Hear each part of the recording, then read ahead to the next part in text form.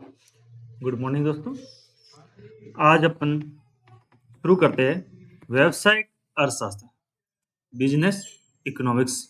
तो पहले जान लेते हैं कि बिजनेस इकोनॉमिक्स है क्या, व्यवसायिक अर्थशास्त्र है क्या। तो व्यवसायिक अर्थशास्त्र एक ऐसा विषय है जिसमें क्या होता है, अर्थशास्त्र के सिद्धांतों और अवधारणाओं, जो भी कॉन्सेप्ट्स हैं, उनका व्यवसाय के प्रबंधन, मैनेजमेंट के लिए निर्णय लेने की प्रक्रिया लागू करता है कि किस प्रकार से मैनेजमेंट करना है, उसके निर्णय लिए जाते हैं, वो कैसे लिए जाते हैं, वो हमें व्यवसायिक अर्थशास्त्र में अध्ययन करेंगे।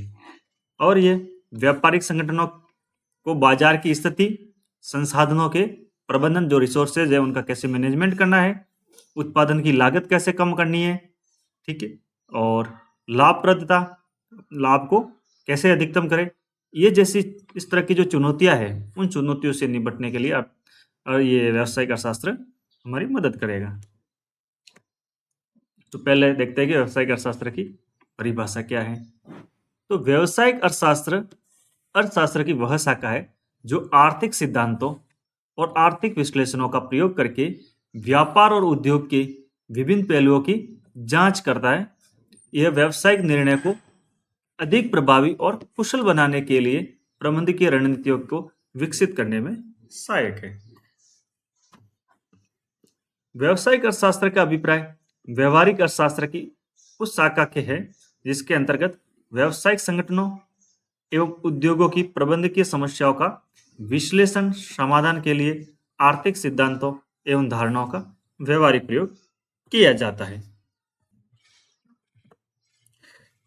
आगे, जो व्यावसायिक अर्थशास्त्र है उसकी क्या विशेषता है या क्या प्रकृति, यानी उसकी क्या तो कैरेक्टरिस्टिक्स है और क्या है इसका नेचर कैसा है। तो पहला तो है अनुप्रयुक्त विज्ञान, अनुप्रयुक्त विज्ञान यानी अप्लाइड साइंस। व्यावसायिक अर्थशास्त्र एक अनुप्रयुक्त विज्ञान है। आर्थिक सिद्धांतों और मॉडल को वास्तविक व्यापारिक समस्याओं के समाधान में लागू करता है। यह सिद्धांतों को व्यवहारिक रूप में प्रयोग करता है। बिजनेस इकोनॉमिक्स में क्या होता है, व्यवहारिक रूप में कैसे प्रयोग करना है, ये हमें व्यावसायिक अर्थशास्त्र बताता है। दूसरा है प्रबंधकीय निर्णय निर्माण, डिसीजन मेकिंग, ठीक है, व्यापारिक निर्णय लेने की प्रक्रिया को सरल बनाता है। जैसे क्या है, मूल्य निर्धारण करना हो, उत्पादन का निर्धारण करना हो, वितरण कैसे करना है, और संसाधनों का कुशल उपयोग कैसे करना है, ये आदि निर्णय किसमें हम देखते हैं, व्यावसायिक अर्थशास्त्र। नेक्स्ट है लक्ष्य उन्मुख, गोल ओरिएंटेड। व्यावसायिक अर्थशास्त्र का मुख्य उद्देश्य व्यापारिक संगठनों के लक्ष्यों को प्राप्त करना है। और लाभ लक्ष्य क्या होते हैं, व्यवसाय का लक्ष्य क्या होता है, लाभ में वृद्धि करना, लागत में कमी करना। लागत तो कम से कम करो, लाभ में ज़्यादा से ज़्यादा वृद्धि करो, और बाजार की हिस्सेदारी में सुधार करना, अपना बाजार में एक हिस्सेदारी को बढ़ाना। माइक्रो और मैक्रो अर्थशास्त्र का मिश्रण, इसमें माइक्रो भी होता है और मैक्रो। मैक्रो क्या होता है, जो सूक्ष्म अर्थशास्त्र होता है, जो सूक्ष्म अर्थशास्त्र होता है उसको तो कहते हैं माइक्रो, और जो विस्तृत अर्थशास्त्र या व्यष्टि अर्थशास्त्र होता है उसे कहते हैं मैक्रो। यह विषय माइक्रो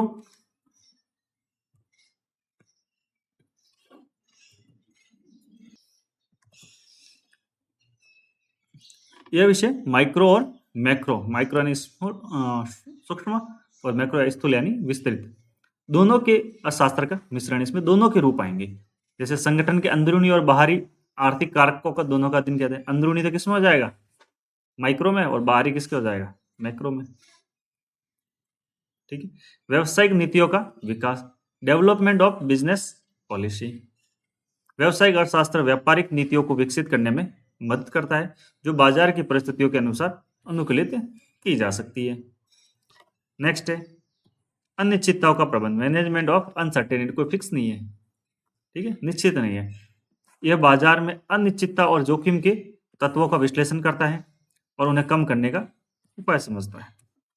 कि जो भी अनिश्चितता है कि लाभ कितना होगा, कोई निश्चित नहीं होता ना, और जोखिम क्या होगी, वो भी निश्चित नहीं होती है। बाढ़, भूकंप, किसी तरह की कब क्या आ जाए, लेकिन उनको तो कंट्रोल नहीं कर, लेकिन कुछ चीज़ें है जिसको हम कंट्रोल कर सकते हैं, अनिश्चितता है उनको ही कम करना है, ठीक है। प्रासंगिकता, रिलेवेंस, यह विषय समय और स्थान के अनुसार बदलता रहता है। हर जगह लागू एक जैसा नहीं रहता, जैसे समय जैसे स्थान वहाँ पे उस हिसाब से लगेगा। व्यवसाय और अर्थशास्त्र की परिस्थितियों भी समय समय पर बदलती रहती है। नेक्स्ट है व्यवसायिक अर्थशास्त्र का क्षेत्र। क्षेत्र यानी उसका यूज कहाँ कहाँ होता है, कौन सी जगह है वहाँ पे उसको यूज करते हैं या किस रूप से हम उसे यूज करते हैं। तो पहला है मांग विश्लेषण और पूर्वानुमान लगाने में यूज लेते हैं। क्या है? Demand analysis and forecasting. मांग का निर्धारण में उपभोक्ताओं की आवश्यकता होती है। मांग निर्धारण में किसकी आवश्यकता है? उपभोक्ताओं की। और क्रय शक्ति के आधार पर किसी वस्तु या सेवा की मांग कितनी होगी यह देखा जाता है। और पूर्वानुमान में क्या देखा जाएगा? भविष्य में मांग का अनुमान लगाने के लिए और सांख्यिकी उपकरणों और तकनीक का उपयोग किया जाता है। यह उत्पादन मूल्य निर्धारण विपणन नीतियों के विकास में सहायक होता है, मतलब मांग के लिए भी और पूर्वानुमान के लिए, भविष्य के लिए भी। नेक्स्ट है उत्पादन और लागत विश्लेषण, प्रोडक्शन एंड कॉस्ट एनालिसिस। ये उत्पादन कितना करना है, किसी भी वस्तु ज़्यादा उत्पादन भी व्यवसाय के लिए अच्छा नहीं है और कम उत्पादन भी, और लागत को कम कैसे किया जाए तो उसका अध्ययन किसमें किया जाएगा? व्यवसाय के साथ। तो उत्पादन कार्य में उत्पादन प्रक्रिया का अध्ययन किया जाता है, जिसमें विभिन्न संसाधनों के संयोजनों से अधिकतम उत्पादन प्राप्त करने के तरीके शामिल होते हैं। और लागत विश्लेषण में उत्पादन की विभिन्न लागतों का विश्लेषण किया जाता है, जैसे निश्चित लागत, परिवर्ती लागत और औसत लागत। निश्चित लागत यानी फिक्स कॉस्ट होती है, परिवर्ती यानी परिवर्तनशील लागत। लागत दो तरह की होती है ना, जैसे आप बिजनेस कर रहे हैं तो उसमें जैसे भवन वगैरह है तो आपकी क्या निश्चित है, फिक्स है, और जो आप कच्चा माल या श्रमिक वगैरह यूज करें वो क्या परिवर्तनशील लागत है।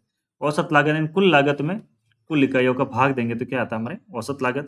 तो इन सबको क्या करना है? न्यूनतम किया जा सके और लाभ को अधिकतम। लागत कम करेंगे तो लाभ क्या होगा? अधिकतम होगा। मूल्य निर्धारण नीति में भी यूज किया जाता है। मूल्य निर्धारण के सिद्धांतों में बाजार की स्थिति और प्रतिस्पर्धा के आधार पर उत्पाद या सेवा की कीमत निर्धारित करने के सिद्धांत शामिल होते हैं। एवं मूल्य निर्धारण रणनीतियों में विभिन्न मूल्य निर्धारण रणनीतियां जैसे कि प्रवेश मूल्य निर्धारण, प्रतिस्पर्धी मूल्य निर्धारण और विभेदक मूल्य निर्धारण का अध्ययन किया जाता है। ठीक है। प्रवेश मूल्य निर्धारण यानी कोई कंपनी अगर पहली बार या कोई भी फर्म पहली बार मार्केट में आती है तो फर्स्ट टाइम की क्या रेट रखे, ज़्यादा रखे, कम रखे, या कम बिल्कुल भी रख दी तो एकदम नुकसान भी हो सकता है, और ज़्यादा रखी तो कोई खरीदे भी नहीं। जब स्टार्टिंग में कहेंगे कि ऐसा रखा रेट तो बाद में क्या लेंगे, तो अट्रैक्टिव होना चाहिए। प्रतिस्पर्धी यानी एक दूसरी कंपनी के बीच में जो कंपटीशन चलता है तो मूल्य क्या करना है। और विभेदक यानी जगह के अनुसार अलग अलग मूल्य वसूल करना है। जैसे कस्टमर अच्छा कस्टमर है तो उससे अच्छी कम वैल्यू ले लो, और नॉर्मल कस्टमर है तो उससे ज़्यादा लो, क्या कैसे करना है तो वो भी निर्धारण के लिए यूज के लिए करते हैं हम बिजनेस इकोनॉमिक्स। लाभ प्रबंधन, लाभ विश्लेषण में लाभप्रदता की गणना और उसके निर्धारण के लिए विभिन्न तकनीकों का उपयोग किया जाता है, जैसे लाभ हानि का विश्लेषण, लाभ का पूर्वानुमान में भविष्य में संगठनों के लाभ की संभावनाएं क्या होगी, इनका विश्लेषण किया जाता है और प्रबंधन को निर्णय लेने में सहायता करता है। पूंजी प्रबंधन, कैपिटल मैनेजमेंट। कैपिटल क्या होती है? जो आप बिजनेस में लगाते हैं। जैसे कि आपने कंपनी खोली तो उसके लिए आपके घर से 5,000 लाख या 5 लाख रुपए लगाए तो वो क्या आपकी पूंजी है जो हमेशा बिजनेस में रहेगी। पूंजी बजटिंग में दीर्घकालीन निवेश के निर्णय लिए जाते हैं, जैसे नई परियोजनाओं में निवेश, विस्तार की योजनाएं, मतलब बिजनेस को और उसको एक्सपेंड करना हो, बढ़ाना हो। पूंजी की आवश्यकता एवं वित्तीय योजनाओं में संगठन की वित्तीय आवश्यकताओं का विश्लेषण किया जाता है और उसके लिए भी किस संस्थानों की योजना बनाएगी, योजनाबद्ध ढंग से भी करना पड़ता है। बाजार संरचना और प्रतिस्पर्धा का अध्ययन, market structure and competition analysis. विभिन्न बाजार संरचनाओं में एकाधिकार, द्वैधाधिकार, अल्पाधिकार और पूर्ण प्रतियोगिता जैसी बाजार संरचनाओं का अध्ययन किया जाता है। बाजार की संरचना है ना, एकाधिकार मतलब उसमें एक ही बेचने वाला होगा, द्वैधाधिकार यानी दो ही है, अल्पाधिकार में कुछ है और पूर्ण में मतलब बहुत सारी है। तो इस तरह की बाजार की 4-5 संरचनाएं होती है, तो उनका अध्ययन भी बिजनेस इकोनॉमिक्स में किया जाता है। जबकि प्रतिस्पर्धात्मक रणनीति में प्रतिस्पर्धा के प्रकार के अनुसार संगठन की प्रतिस्पर्धात्मक नीति का विकास करते हैं। सरकारी नीतियों का प्रभाव, बिजनेस सरकारी नीतियों से तो बहुत प्रभावित होता है। कैसे होता है कि कई टैक्स लगा लेते हैं, कई बैरियर लगा देते, कई चाहे दुनिया के प्लास्टिक नहीं बेचना है, उस एरिया में नहीं बेचना है, वो करना है, तो उनको भी साथ में लेके चलना होता है, तो उनका भी अध्ययन रहता है। कर नीति में सरकारी करों का व्यापार पर प्रभाव, कर बचाव के उपायों, नियामक नीतियों में उन नीतियों का विश्लेषण करना जो सरकार द्वारा व्यापार को नियंत्रित करने के लिए बनाई जाती है। जैसे पर्यावरण के कानून बना दिए, कोई व्यापारिक कॉन्ट्रैक्ट के कानून बना दिया है, कोई श्रम कानून के लेबर है तो उनके लेबर को आप इतना काम नहीं करवा सकते, बाल श्रमिक नहीं करवा सकते, उनके लिए शिक्षा जोखिम वगैरह जो भी है, इस तरह की नीतियाँ होती है, तो उनको भी ध्यान में रखना होता है। जोखिम और अनिश्चितताओं का प्रबंध, है ना, रिस्क एंड अनसर्टेनिटी मैनेजमेंट। जोखिम विश्लेषण में व्यापार में आने वाली संभावित जोखिमों का मूल्यांकन करना और उनका प्रबंध किया जाता है। जबकि जोखिम प्रबंधन रणनीतियों में जोखिम को कम करने और उसे प्रबंधित करने के लिए तकनीकी और रणनीतियों का विकास किया जाता है। कैसे विकास करेंगे? जैसे ज़्यादा जोखिम है उसको कम कैसे करें? बीमा करवा दो, या विविधीकरण करवा दो एक जगह से दूसरी जगह, या हेजिंग करवा दो। ठीक है। नेक्स्ट, अंतर्राष्ट्रीय व्यापार, इंटरनेशनल ट्रेड में क्या रहता है? वैश्विक बाजार में वैश्विक बाजारों का अध्ययन किया जाता है। अंतर्राष्ट्रीय बाजार में जो भाग लेने वाले आवश्यक रणनीतियों का विकास करना, जैसे कि उसमें कौन कौन से प्रभावित करते हैं अंतर्राष्ट्रीय विनिमय दर। विनिमय दर क्या होती है कि भारत का रुपया, जैसे अमेरिका का क्या है डॉलर, तो उनके बीच में भी जो डिफरेंस आता है उसका भी देखना होता है। भुगतान संतुलन कैसा है, अनुकूल है या प्रतिकूल, यानी भारत से कितने आयात हो रहा है, कितना निर्यात होता है, उनका जो अंतर होता है उसको क्या कहते हैं? भुगतान संतुलन हमेशा क्या होना चाहिए? बराबर होना चाहिए। ठीक है।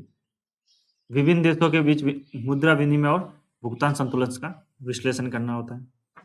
नेक्स्ट है व्यवसायिक नीतियों और योजनाओं का विकास।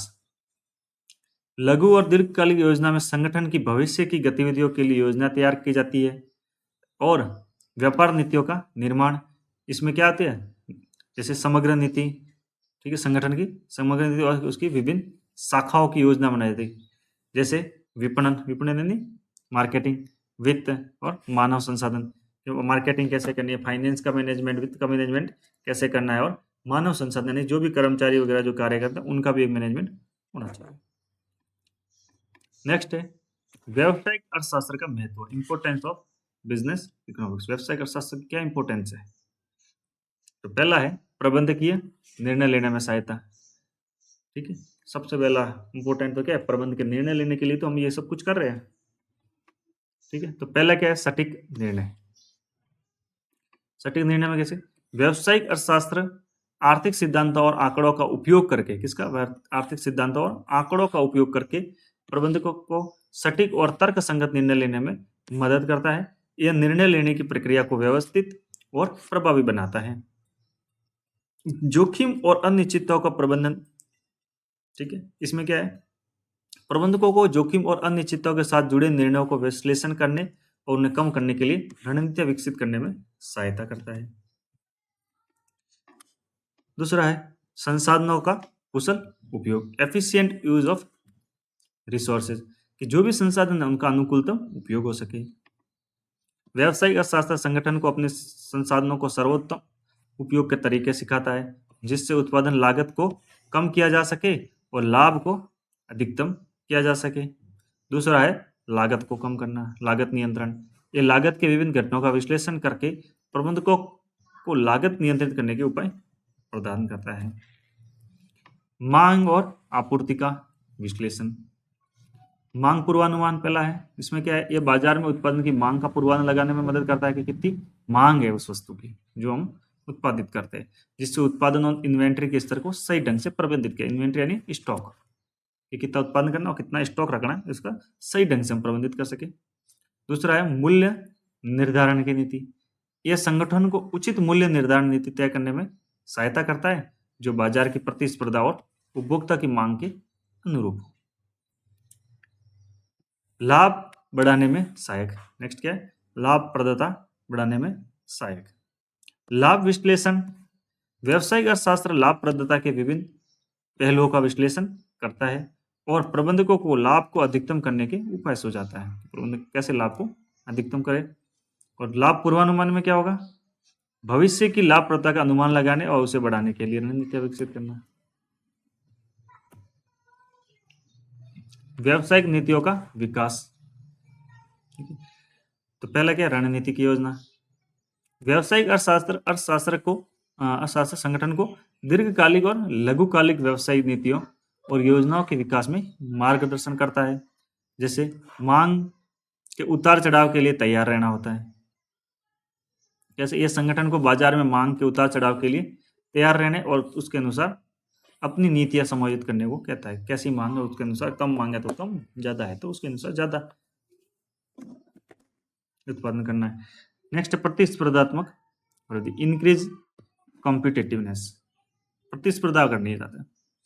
बाजार संरचना का विश्लेषण, इसमें क्या है, यह विभिन्न बाजार संरचनाओं का अध्ययन करके संगठन को प्रतिस्पर्धात्मक बाजार में टिके रहने के लिए आवश्यक रणनीतियां विकसित करने में मदद करता है। और दूसरा है नवाचार और सुधार, यह संगठन को लगातार बाजार की परिस्थितियों के अनुसार अपने उत्पाद और सेवाओं में सुधार और नवाचार करने के लिए प्रेरित करता है। नेक्स्ट है दीर्घकालिक स्थिरता सुनिश्चित करना, कि दीर्घकाल यानी लंबा समय, उसमें क्या बिजनेस कम से कम स्थिर रहे, यानी हानि ना हो, टिका रहे मार्केट में। तो पहला है स्थायी विकास। व्यावसायिक अर्थशास्त्र संगठन को दीर्घकालिक लक्ष्यों पर ध्यान केंद्रित करने और स्थायी विकास की दिशा में काम करने के लिए प्रेरित करता है। दूसरा है आर्थिक चक्र का प्रबंधन। आर्थिक चक्र क्या होता है, आर्थिक चक्र आता है, उतार चढ़ाव आता है, कभी मंदी तेजी, तो उनमें भी कैसे प्रबंध करना। यह संगठन आर्थिक चक्रों के प्रभाव को समझने और उन पर प्रतिक्रिया देने के लिए तैयार करता है, जिससे दीर्घकालीन स्थिरता सुनिश्चित हो सके। नेक्स्ट है सरकारी नीतियों और विनियमों का पालन करना। सरकारी हस्तक्षेप का विश्लेषण कैसे करेंगे, कि व्यावसायिक अर्थशास्त्र सरकारी नीतियों और विनियमों के व्यापार पर प्रभाव का विश्लेषण करता है और प्रबंधकों को उनके अनुसार अपनी रणनीतियां समायोजित करने में मदद करता है। और दूसरा है नीतियां कैसे निर्माण में योगदान कैसे देगा, तो यह संगठन को ऐसी नीतियों के विकसित करने में सहायता करता है जो सरकारी नियमों के साथ साथ संगठन के लक्ष्य को भी पूरा करता है। दूसरा है सामाजिक और नैतिक जिम्मेदारी भी होती है कुछ। तो पहले क्या, नैतिक प्रथाओं का पालन। व्यावसायिक अर्थशास्त्र संगठन को नैतिक व्यापारिक प्रथाओं को अपनाने और समाज के प्रति जिम्मेदारियों को समझने में मदद करता है। दूसरा है सामाजिक कल्याण में योगदान। यह समाज और पर्यावरण के प्रति संगठन की जिम्मेदारियों को पहचानता है और सामाजिक कल्याण में योगदान करने के लिए नीतियां विकसित करता है। तो ये तो उसकी विशेषताएं थी, महत्व थे, ठीक है, और परिभाषाएं थी। तो आज के लिए इतना ही, धन्यवाद।